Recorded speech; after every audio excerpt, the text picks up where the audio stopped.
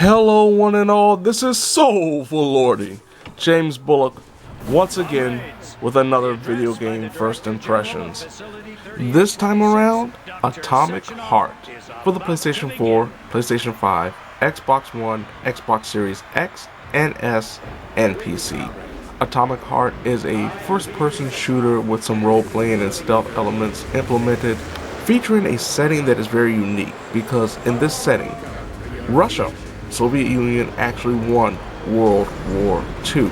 So that means in this alternate history where the game is taking place, specifically in the year 1955, the Soviet Union has been able to not only but also really take over the entire world. And one of the main reasons for that is because of its advancements in technology, specifically when it comes to robots. Robots that are able to help and do tasks that would be usually associated with manual labor now is in the hand of robots, which allows for people to have a better, more fruitful, more enjoyable life. Unfortunately, there is a traitor amongst the midst of the Soviet Union, and that allows for the robots to be infected with a virus that actually causes them to harm any human that's in the vicinity. So of course you take control of a person that is trained in the military, in the case P3, an individual who has some severe memory problems other than the fact he knows how to kill very well. And it's up to the player to find out the secrets behind why the Russian government has been betrayed and how to figure out how to stop society from falling apart as they know it, because these robots have been actually scattered throughout the entire world. It's just not isolated to the Soviet Union. And that's one of the more interesting aspects about the game, the characters and just the general presentation of the story. It's not outstanding or game-changing, but it's done very well, and I understand why a lot of people, especially when it comes to the aesthetics, compare this to BioShock, especially BioShock Infinite.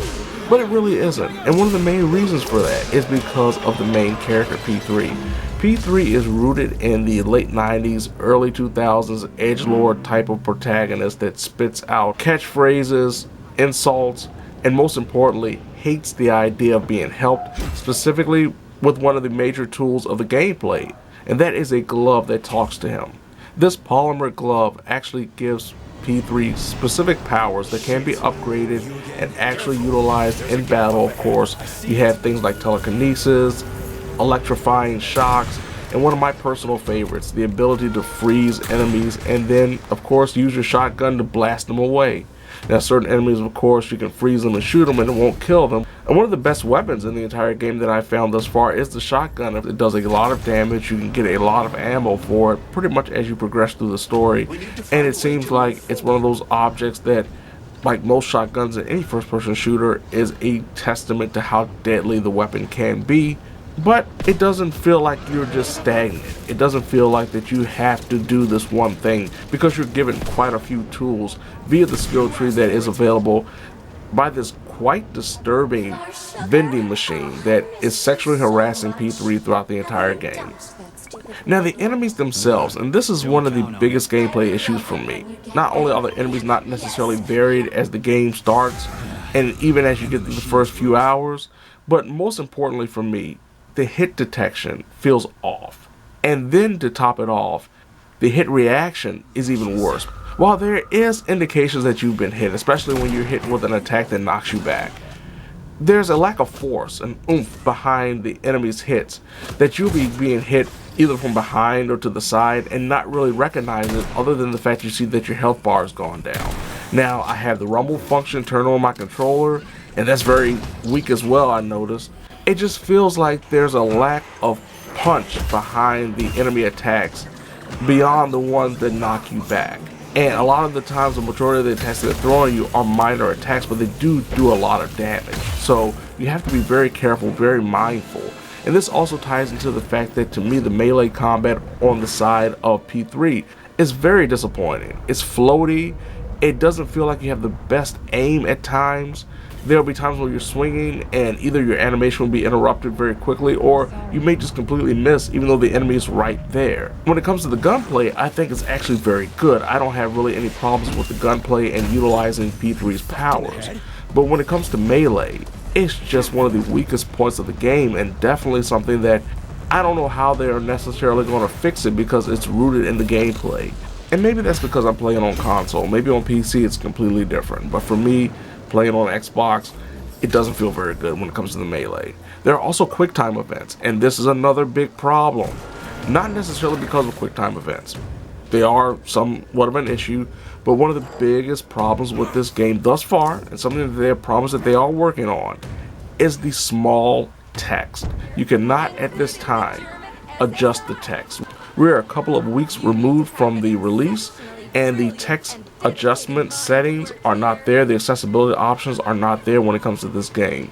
I don't know why they made the text so small, and in general it really does hurt the game in a lot of ways, especially when you're trying to see dialogue from NPCs that are talking far away. You can hear them, but you can barely see what they're saying. Now, once again, the developers said they're working on this, they're going to fix this, so I'm looking forward to actually playing the game a lot more when it has better text settings. Technically, the game is also a mixed bag. I've had a lot of frame rate drops, I had some stuttery glitches, I haven't had any major crashes or game-breaking bugs, but I will say I've had some issues with the combat because of, say, frame rate drops, and most importantly, enemies kind of teleporting behind you around the screen, where I've had an enemy right in front of me and all of a sudden it'll just jump behind me and hit me from behind. It's no way it could have done it. It's just a regular enemy, and other enemies don't do that, so it's very weird. And then there are times where the indicator of me being hit from behind is nowhere to be found. Overall, Atomic Heart is a solid first-person shooter. It's not remarkable, even though the setting is very interesting and the idea and the premise is. The gunplay is solid. The melee is definitely not redeeming, and the technical issues really bring this down. If you have Game Pass, or even if you don't, I say wait. At least if you're interested in it, wait until a few more patches come out that hopefully fix a lot of the problems that the game has initially. And if you do have Game Pass, I definitely say not only wait, but do give it a try. It's a solid first-person shooter. It's not necessarily great. It probably won't leave a grandiose lasting impression on you and make you feel like you played the game of the year, but it's still a fun time when everything is working fine. Overall, wait until the patches are out. Wait until it's on sale if you have Game Pass. Get it on Game Pass, but make sure you wait until those patches are out. And a lot of the problems that I'm talking about right now are hopefully fixed. So there you have it. This has been Soulful Lordy. James Bullock, once again, with another video game first impression. Atomic Heart. For the PlayStation 4, PlayStation 5, Xbox One, Xbox Series X and S, and PC. Now, if you don't mind, I have to avoid being crushed to death by this drilling machine that looks like something straight out of Tremors, and then of course I'll be attacked by a random robot that wants to shoot its eye lasers and kill me. And if I'm not careful, I guess I'll have no choice but to say, oh lordy.